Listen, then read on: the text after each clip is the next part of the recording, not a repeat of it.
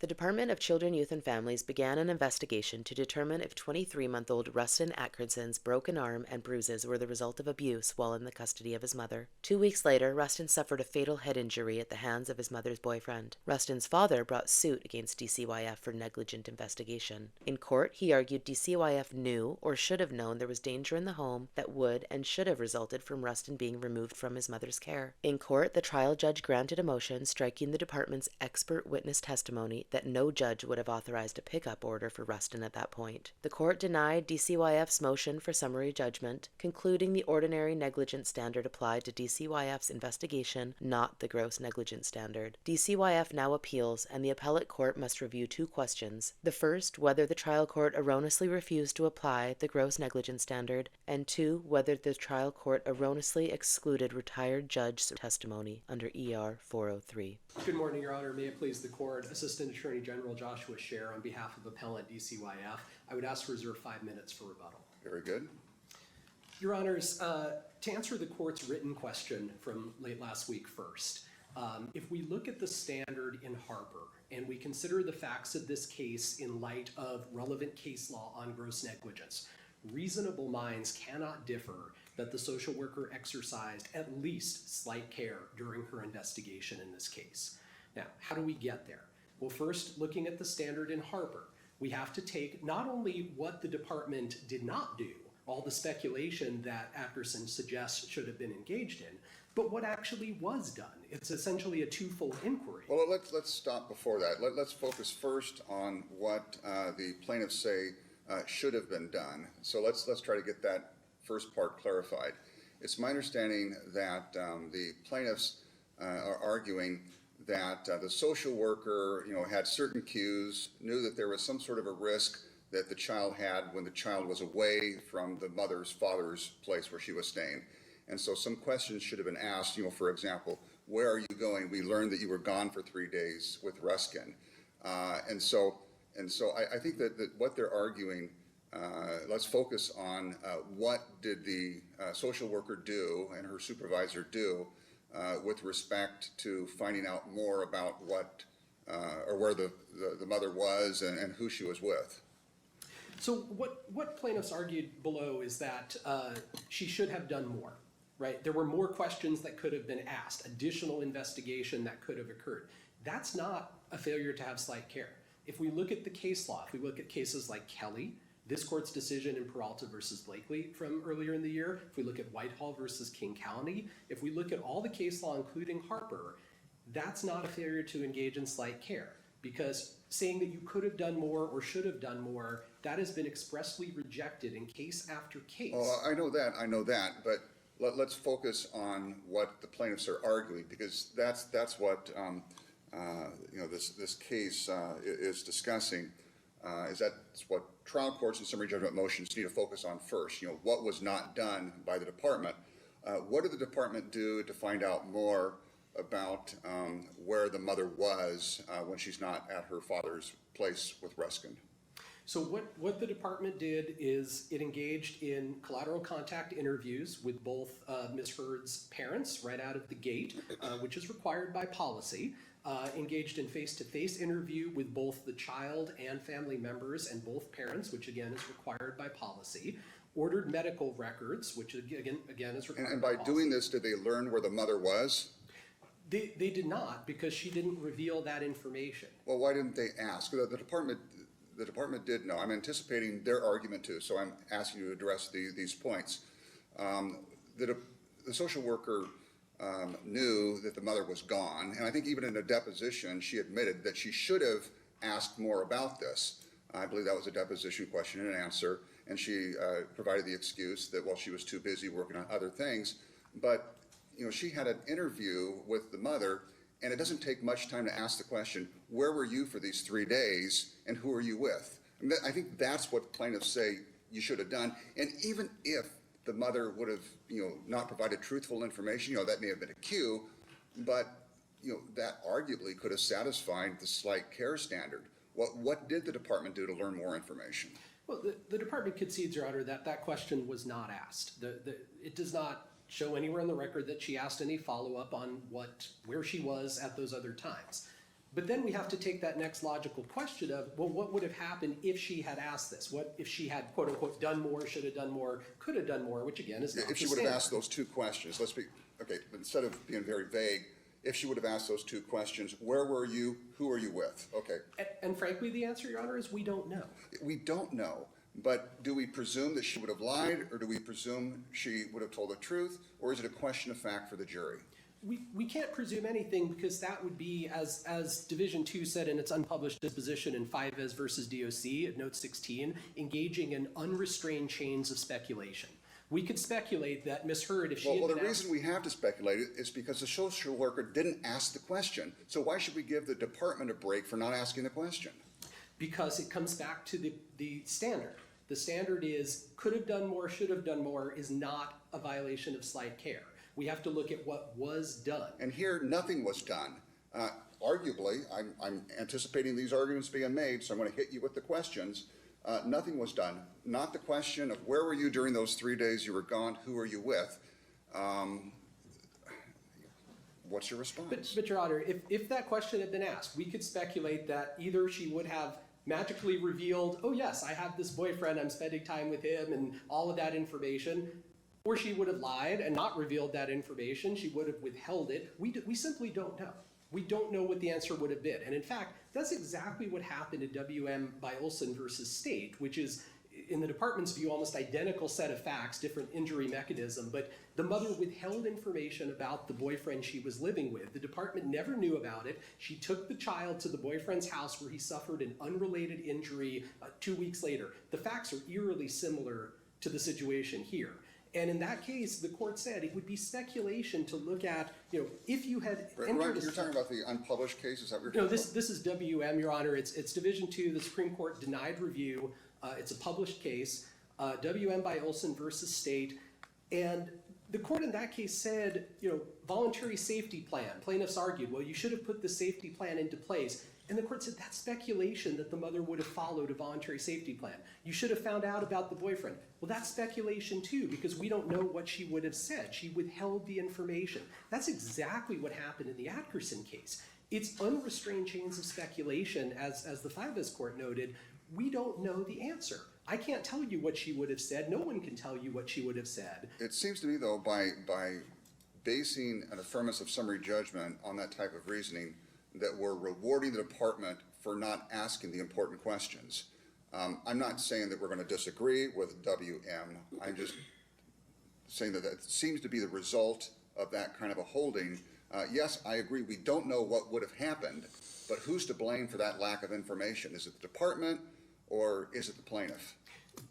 No, Your Honor, because we don't know the answer. So while you could say that was an important question that should have, could have, would have been asked, again, not the standard. Well, even she said she should have asked it. I mean, that's kind of important here. She said, I should have asked that question. And in hindsight, which is also not the standard under NIST v. Tudor, in hindsight, you could look back and say, if only I had asked more, if only I had done more, if only I had done more home visits, if I had asked those questions, maybe this wouldn't have happened, this tragedy. And it certainly was a tragedy that happened. We can't discount that.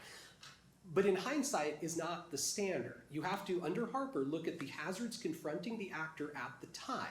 What did she know at that time? Well, she's got two parents who are blaming each other for an injury that happened to the child. We've got a call that comes in that says, there's been a broken arm. No concerns actually by the physician's assistant regarding abuse or neglect, but nonetheless, CPS referral, it opens an intake, she starts conducting her investigation.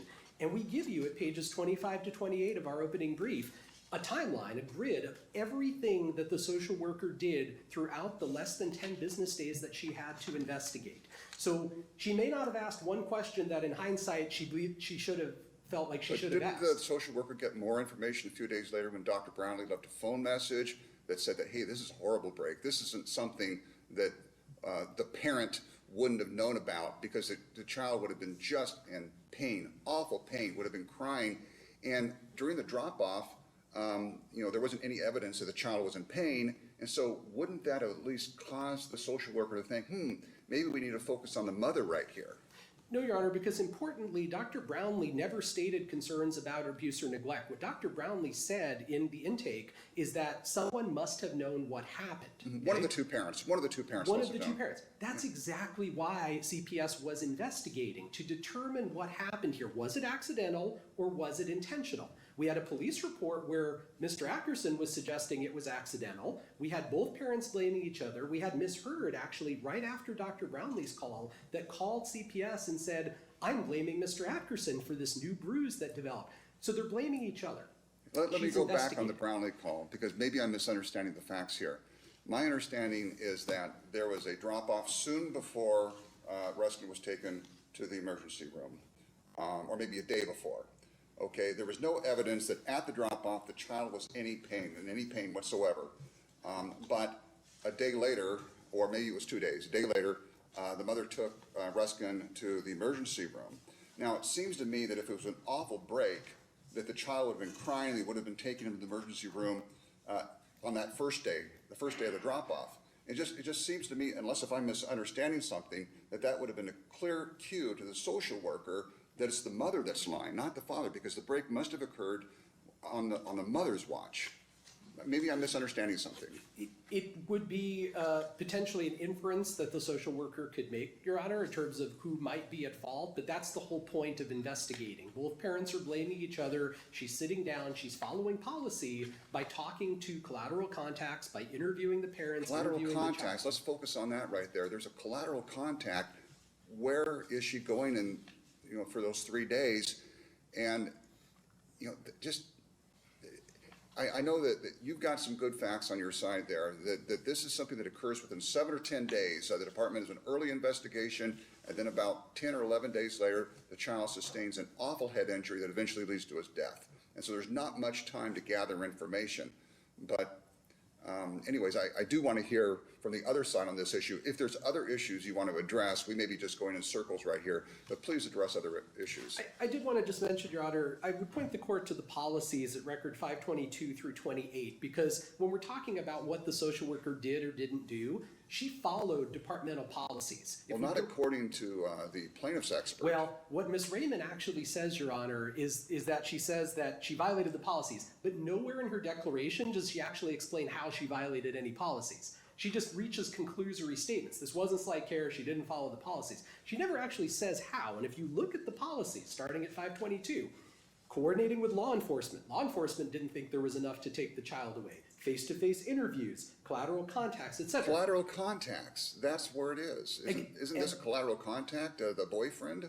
But, Your Honor, the standard is not could you have done more. It's did she investigate? And if we look at cases like Kelly, in Kelly, the court said, certainly the state could have done more to carefully investigate, and the court distinguished gross negligence as being a situation where there is no attempt to learn certain circumstances.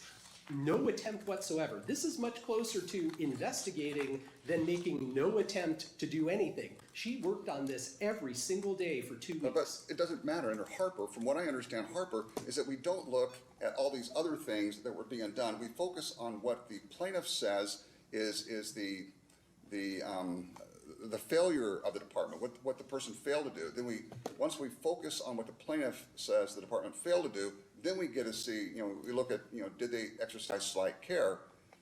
That's how I understand Harper. Well, Your Honor, Harper is not just what the plaintiff alleges failed to be done, but also what the defendant actually did. But with respect to that issue, but anyways, I want to hear from both sides. I understand your argument. Are there other issues you want to discuss here? I can reserve that for rebuttal, Your Honor. Okay, thank you very much for your argument. Thank you. Response? Good morning. May it please the court. Phil Talmadge and Brian Smith here representing the estate of Rustin Atkerson. As the court is well aware, this is a horrific case involving the bludgeoning death of a 2-year-old at the hands of a boyfriend who had an ugly, historic background of abuse and violence. The court's questions document the fact that there are fact questions associated with the issue of slight care. But before we get to that question, was this an emergent investigation on the part of CPS? It was not. Does the statute that provides for gross negligence apply? It does not. It does not because it's in derogation of the common law, first of all, and our Supreme Court has already directed us as to how to interpret the statute, the sub 2 portion of it, in a restrictive fashion because it is in derogation of the common law. What the state would have you do in applying 424-595 sub 1 is to overrule Tyner, which the legislature specifically did not do in sub 1, and which the Supreme Court said the legislature did not do. So we don't get to this question of gross negligence. We only have an ordinary negligence standard that should apply based on an appropriate interpretation of the statute where there is no evidence, none whatsoever, that the CPS caseworkers intended to take Rustin away from the family home to have a shelter care hearing of any sort. They would read that language of shelter care and an emergency investigation out of the statute. What the statute was designed to do was to give CPS caseworkers who were going to take a kid out of the family home and have a shelter care hearing a higher standard of liability because the legislature wanted to encourage the public policy of protecting children, getting them out of harm's way. Is there a shelter care hearing when the department doesn't take the child out of the home? In other words, it's my understanding. No. Okay, right, exactly. And it seems that the statute itself, as the department points out, contemplates this heightened standard of care occurring even if the department decides to leave the child in the home, which seems to me to conflict with your argument that it applies only in the lead up of an actual shelter care hearing. With respect, Your Honor, we disagree with that I know that. We disagree with it for 2 reasons. The first is this is a statute in derogation of the common law. Tyner is the common law. It's in derogation of the common law, so it has to be strictly construed. And the language the legislature employed was express. It said an emergency detention is something that leads to a shelter care hearing. Does it say leads to a shelter care hearing? Well, it says before a shelter care hearing. Before a shelter care hearing. Yes. Where is the shelter care hearing in this? Well, this occurred before any shelter care hearing could have. It occurred before a shelter hearing could have. None was contemplated. Well, The caseworker contemplated taking 30 to 60 days to conduct the investigation. She contemplated a prolonged period. No emergency was contemplated, none. And the legislature contemplated something that was emergent. Mr. Talmadge, can I Yes. ask you, what are the plaintiffs suggesting that she should have done? Your Honor, a multiplicity of things. The counsel's representations about the facts are interesting because it really is a sanitization of what occurred and what the record reveals here. It short sheets the record pretty dramatically in many respects. Let's start with a number of issues. Slight care. You have an expert witness say that there was no slight care here exercised, CP 892. That's Ms. Raymond's testimony. And I guess I understand where you're going to go with this, but my question is a little bit more direct. Okay. Are the plaintiffs out suggesting that the social worker should have sought shelter care? Well, that's among the many things. There should have been a safety plan for Rustin. There was no safety plan. And would the safety plan have prevented this? Yes, it would have prevented this. It would have had Rustin out of the environment that caused these problems. Let's review the In what ways? Well, let's review the circumstances. CPS knew, Ms. Mabee knew that Rustin had been bruised. He'd been bruised in serious ways on at least 3 occasions. He had a $50 sized bruise on his neck. They knew that. They knew that he had been bruised to the extent of a 1-inch by 2-inch gash under his skull. They knew that his arm was broken by trauma, by someone's trauma. It wasn't trauma that occurred accidentally. You had a physician. Hold on here just a second, because the department is claiming at this point that they don't know that, whether it was accidental or... The record reveals that they knew that. This was told to Ms. Mabee. Ms. Mabee's own declaration indicates that she knew these things. She was told these by Ian Atkerson. That it was a purposeful injury. They knew on June 8th. They had the contact from the physician's assistant at the emergency room. They had Dr. Brownlee's testimony that it was not Didn't he accidental. say that it was painful, but not? He didn't necessarily say that it was intentionally caused. He said it was non-accidental, Your Honor. He did. The indication was Okay. the nature of the force was such that it was non-accidental. They Okay. knew that. I thought he said that the nature of the force was something that the parent would have known about because the child would have cried extensively. The implication was it was non-accidental, and that was Okay. the direction from Mr. Wyatt. And on summary judgment, we're allowed to give you that inference. We're That's what allowed your that argument inference, is. but more to the point, let's talk about the lack of slight care. Did Ms. Mabee interview Mr. Wyatt? No. Did she interview Dr. Brownlee? No. He was never interviewed until June 29th, I believe, long after the most serious final injury to Rustin. So there was no interviewing of these key medical personnel that would have revealed the circumstances we're talking about. So nothing like that occurred. Counsel said she ordered the medical records. They didn't have medical records until well after the circumstances of Rustin's death. They waited and waited and waited to get those medical records, so they didn't have those. Did they order them and it just took a long time to get there? Well, Your Honor, if it's an emergency, if this was an emergent investigation, wouldn't you think they would be pressing someone to get the medical records to find out what's going on? The medical records magically appear after all the circumstances of Rustin's death. So, Mr. Talmadge, let me ask you, what is the relevant failure alleged by the plaintiff? The relevant failure is very straightforward, Your Honor, and that is, in this particular set of circumstances, the CPS caseworkers knew about bruising, they knew about the broken arm of a 2-year-old nonverbal child, and the public policy of the state of Washington to protect children, What's to the protect a relevant child failure? under that circumstance. So what's the relevant failure? The relevant failure is they failed to get Rustin out of harm's way.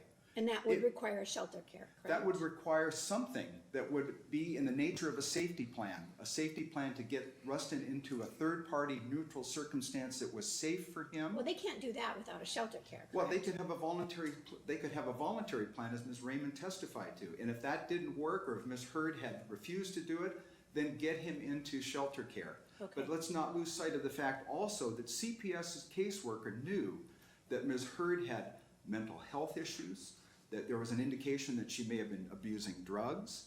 There was a problem with anger management on her part. She had court-ordered anger management treatment. I understand that, but I'm trying to get at the relevant failure. And, Well, and those the are relevant all- failure is the failure to those- take the child out of the circumstances, Correct, and it's all part of this incomplete investigation. Counsel It keeps... is one of the relevant failures, failure to ask the question of where she was for those 3 days. Absolutely, Your Honor, and I was going to point out that Ms. Mabee knew a number of things. She knew, first of all, that Ms. Hurd was not living at home.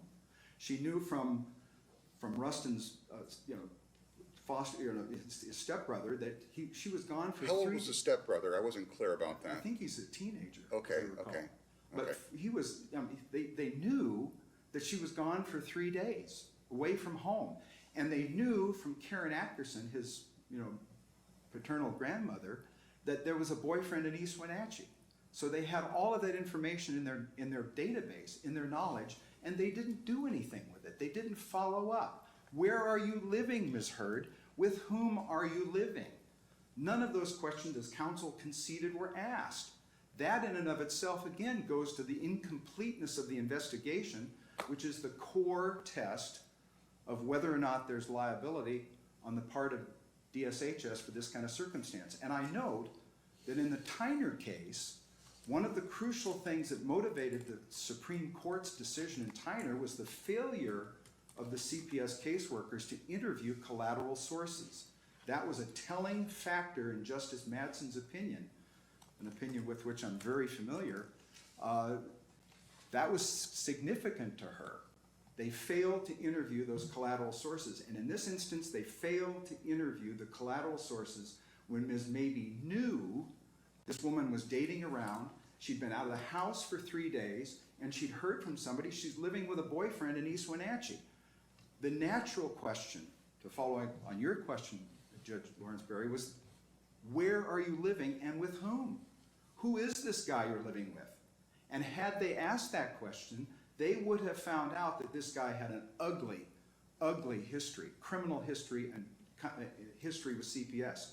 And the crucial point that goes to the causation issue here is when they did ask the question, after Rustin's bludgeoning, they were able to find out about Stephen Rowe without any big difficulties. Mr. Talmadge, can I ask you, you keep pointing to Tyner, but after Tyner was decided, didn't the legislature pass 424-595? It did. So was 424-595 passed because of the decision in Tyner? It was in this narrow way, Judge Stott. The concern of the legislature was in Tyner, as you recall, it was not a cause of action by the abused child, or by the family of the abused child. It was a cause of action by the parents who were arguing that you did a crappy job of investigating the CPS and you affected our parental rights. And the concern of the legislature was by having that case in place, you restrict the ability of CPS caseworkers to get the kids out of the family home that's at risk, the placement that's a risky one for the child, Right. because there's liability. I understood, but the statute isn't limited in that respect. It doesn't say only in situations where the children are wrongfully taken away from the parents. That's my point about shelter care. What's shelter care designed to do? It's designed to deal with the removal of the child from the home. Right. It's not anything other than that. The statute was designed, and the Supreme Court, Justice Whitener's opinion says this in Desmond. It's designed to deal expressly with this situation where you're removing kids from the family home that limits or inhibits the desire or obligation on the part of CPS caseworkers to get the kid out of harm's way. Right. And that's why the language of the legislature in 595 sub 1 specifically speaks to emergency detention and specifically expressly references shelter care. So then areas. I guess I'm confused because your argument seems to be they should have done something on an emergent basis to get the child out of the home, whether it be shelter care or a safety plan or something to that effect, but this was not an emergent investigation. It seems contradictory. No, it's not, because their investigation wasn't emergent. They're asking for the benefit of the statute. They're claiming that this was an emergent investigation, and therefore the gross negligence standards apply. So your argument is that it wasn't, but it should have been. That's correct. Okay. They didn't do that. And the consequence is, just as was true in the Desmond situation, ordinary negligence standards apply. Ordinary negligence standards apply, and there is a gigantic question of fact, as the panel's questions have indicated, about whether the CPS caseworkers in these circumstances did the right thing and completely investigated the circumstances of what went on. Counsel keeps wanting to say, well, Monday morning quarterbacking and all this kind of stuff, but the whole test of Tyner and MW was CPS's investigation incomplete or biased? In this case, it was fundamentally incomplete. You don't interview the medical providers that are engaging in the unusual circumstance of calling in to report the abuse of this little 2-year-old boy.